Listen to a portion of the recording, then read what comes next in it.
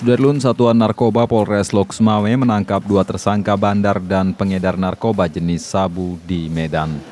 Dari keduanya, polisi mengamankan 3 kg sabu-sabu yang terbungkus rapi dalam kemasan berbahasa Cina. Kapolres Lok Sumawe AKBP Hendri Budiman mengungkapkan penangkapan tersebut bermula dari laporan masyarakat bahwa adanya pengiriman barang yang dicurigai dalam bus dari arah Banda Aceh menuju Medan. Sabu tersebut diamankan pada Senin siang dari bus antar provinsi. Pada kardusnya tidak tertera siapa pengirim barang haram tersebut, melainkan hanya tertera nomor seluler penerima di Medan. Belum, siapa yang mengasih ruang itu nanti? Pengiriman lewat apa? Medan. Kemudian pada saat hari itu juga kami melakukan penangkapan.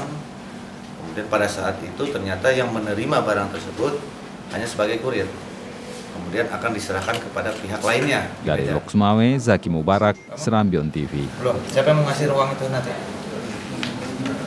Pengiriman lewat apa?